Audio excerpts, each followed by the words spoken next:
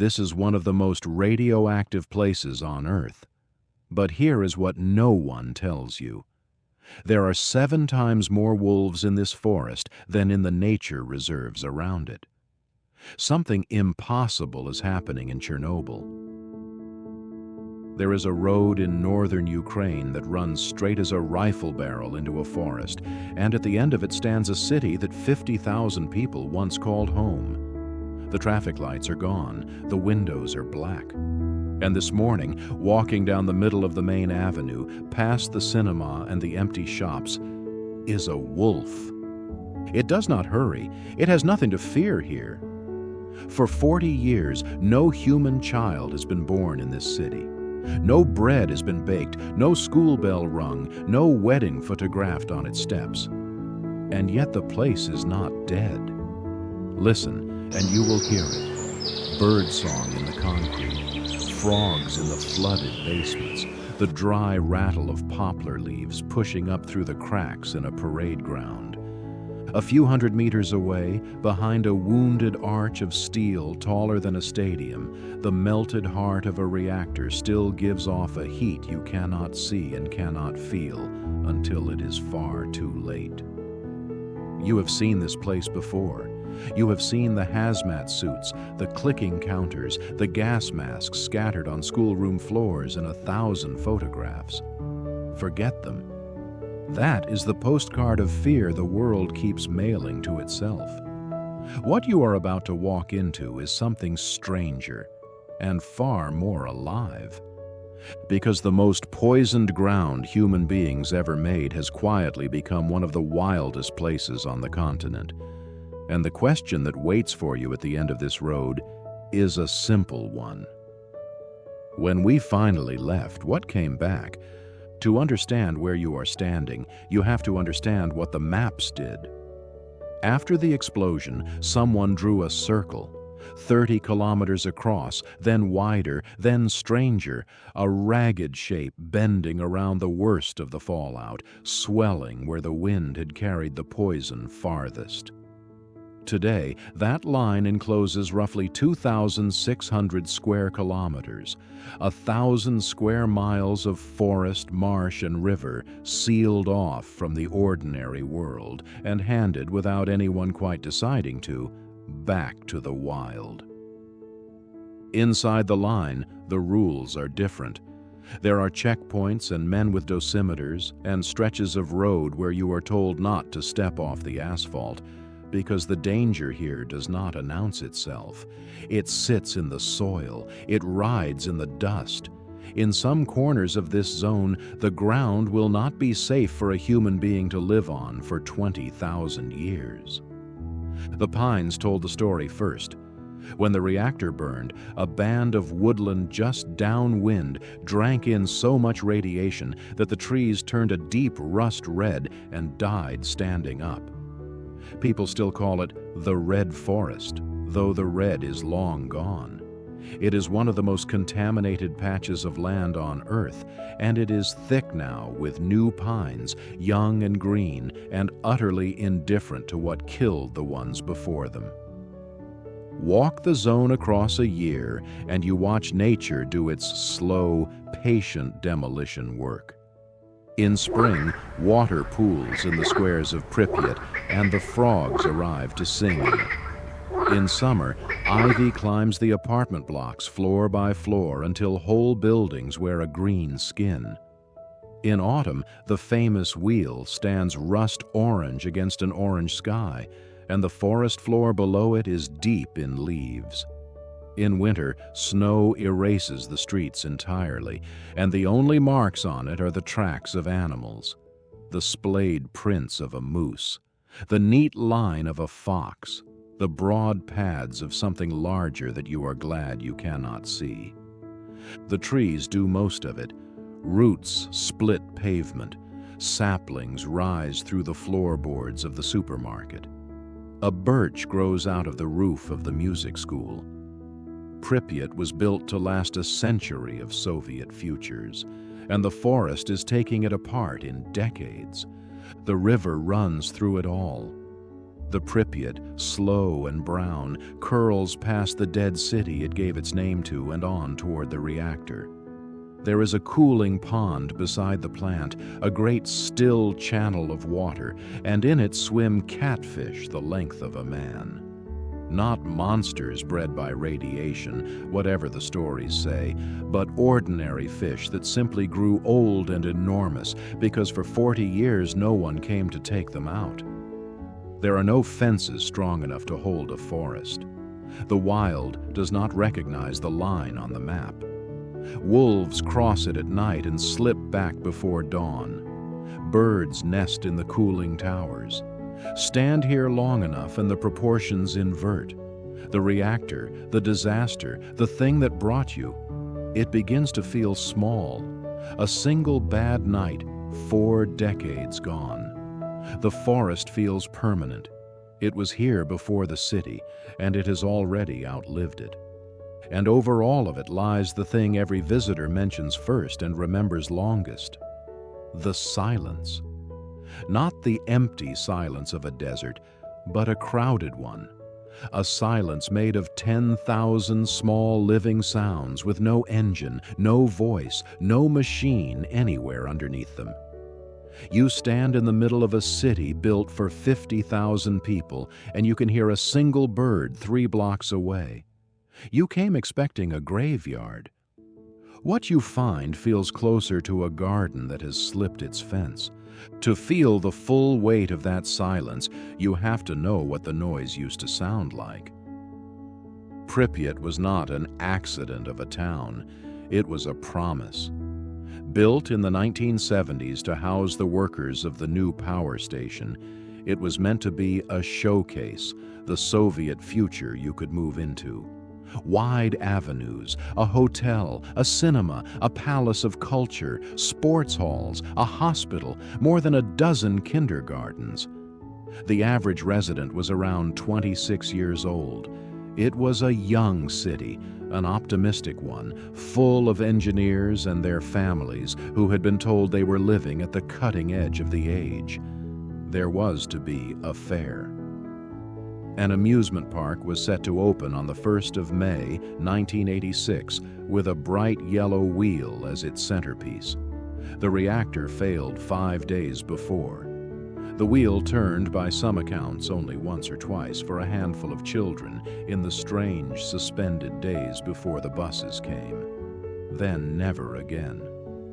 That is the thing about Pripyat. It did not decline, it stopped. Mid-sentence at 23 minutes past 1 on an April morning in 1986. The cups still sat on the tables. A doll, a shoe, a textbook, open to a lesson no one finished. For years, the city was a museum no one had curated, every room a held breath. The order came more than a day after the explosion. The people were told to bring their papers and food for 3 days. Many did not lock their doors because they expected to be home by the weekend. More than 1,000 buses arrived in a single afternoon and carried 50,000 human lives out of the city in a matter of hours. None of them ever came back to stay. Somewhere in the world, there are old men and women who still keep a key to an apartment that the forest now owns. And yet, almost unbelievably, the zone is not entirely empty of people. When the evacuation came, a handful refused to go.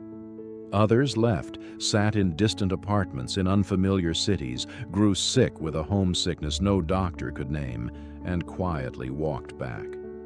They are called the Samozli, the self-settlers. Mostly old, mostly women, they return to the villages of their childhood inside the forbidden zone and simply resumed their lives. Planting potatoes in poisoned soil, keeping a cow, a few chickens, a stove. There was a woman. There were many like her, but picture one. She came back to her village in the first years and never left again. She would tell visitors with a shrug that the radiation did not frighten her. Hunger had frightened her once in the war. Soldiers had frightened her. Radiation could not be seen or tasted, And it did not take her garden, so she made her peace with it. She drew her water from the same well, ate from the same earth, and outlived nearly every official who had warned her she had only months to live. The authorities, in the end, stopped fighting her. The land, she said, was hers. She had buried her husband in it. She intended to be buried in it too. The self-settlers are nearly all gone now, age finishing what the disaster could not. But people still come and go inside the line. The plant is not abandoned.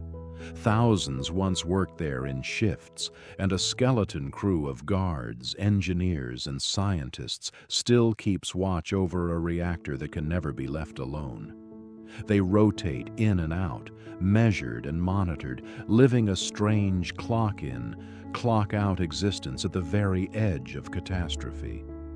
And there are the dogs, descendants of the pets the fleeing families left behind in 1986.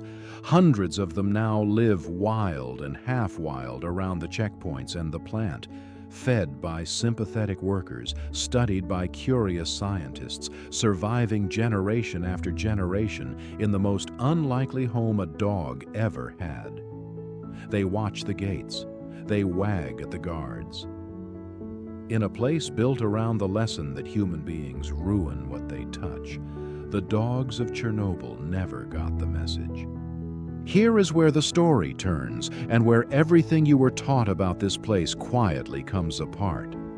Because while we were mourning Chernobyl as a dead zone, something was happening in the forest that almost no one expected. The animals were not just surviving, they were thriving. Start with the one you met on the avenue. The wolves. When biologists finally counted them, they found packs roaming the zone at densities up to 7 times higher than in the protected reserves just beyond the fence. 7 times. In the most contaminated wilderness on the planet, the great predator is not clinging on. It is flourishing. And the wolves are only the beginning. In the 1990s, someone had the strange idea of releasing a few dozen wild horses into the zone. The Przewalski horse, the last truly wild horse left on Earth. A stocky, dun-colored creature that had nearly vanished from the planet.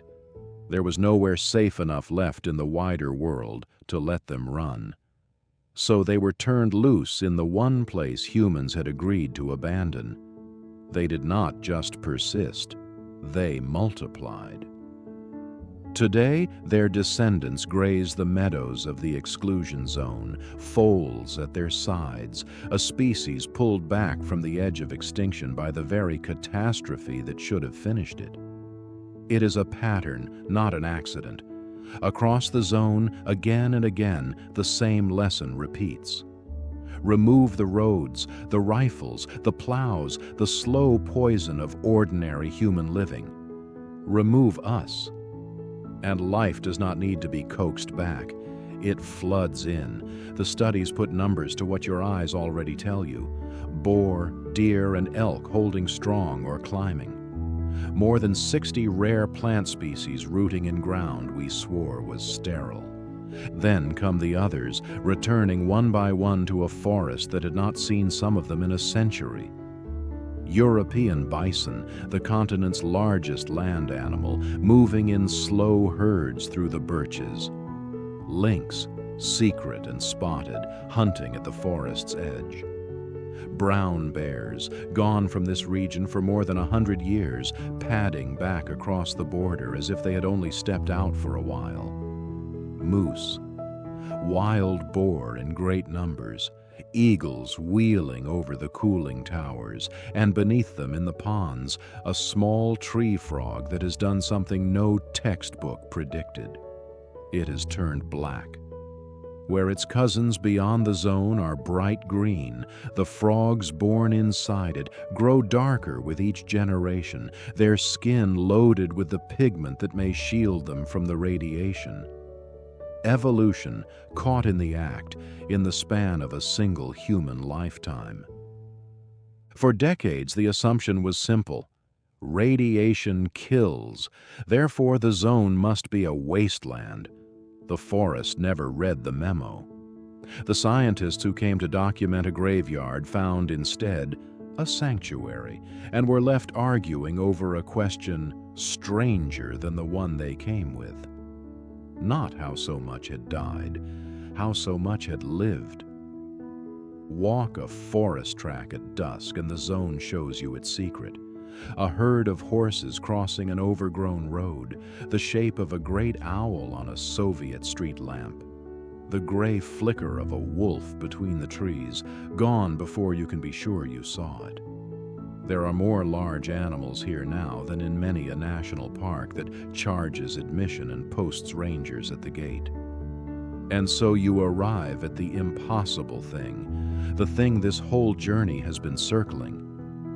The most lethal landscape we ever created, a place we declared unfit for human life for 20,000 years, is teeming. Greener, wilder, fuller of beasts than it has been in living memory. Not in spite of the catastrophe, because of it. The bombs and the buildings and the engines all left, and the moment they did, the wild walked back in and took the keys. So how is it possible? How does a wolf drink in 6 times the radiation a human worker is ever allowed to absorb every single day and still raise healthy pups in the ruins? The honest answer is that we are still finding out. And the place where we are finding it is the bloodstream of those wolves. Picture a biologist years ago kneeling in the snow of the zone beside a sleeping gray wolf. She fits it with a collar. Not an ordinary tracker, but one that carries a radiation meter so that every step the animal takes, every contaminated hollow it beds down in, is recorded. For more than a decade, her team did this, following the wolves through the forest by the numbers they sent back. What those numbers showed was sobering. The animals were absorbing a dose that would alarm any safety officer on Earth. What the team found next was stranger. When they read the wolves' blood, they saw something that looked less like sickness and more like adaptation. The fastest changing parts of the animal's genetic code were clustered around genes tied to the body's defense against cancer. The same machinery doctors try to switch on in human patients undergoing radiation therapy. The wolves of the zone, it seems, may be evolving a resistance to the very disease their home should be giving them. Bodies learning in real time to live with a poison. The scientists are careful not to overclaim. Some of the boom may be simpler than biology. It may be us, or rather the absence of us. No hunters, no highways, no farms carving the forest into pieces. Take away the ordinary pressures of a human landscape, and even a contaminated one can carry more life than a clean countryside crowded with people. Both things are likely true at once. The wild is partly shielded and partly just finally left alone. There is one more strange economy growing in the zone, and it is a human one. Before the war, the tourists came, tens of thousands a year, booking guided days inside the line, standing for a careful photograph before the rusting wheel, holding a dosimeter up to a hot patch of moss to watch the numbers leap. The disaster had become, of all things, a destination. A whole trade of guides and drivers and checkpoint stamps grew up around the human hunger to stand at the edge of our worst mistake and feel the smallness of it. People did not come to the zone to feel afraid. They came, though few would say it aloud, to feel hope. But it would be a lie to leave you there, standing in the green hush, believing the story has a clean and gentle ending. It does not.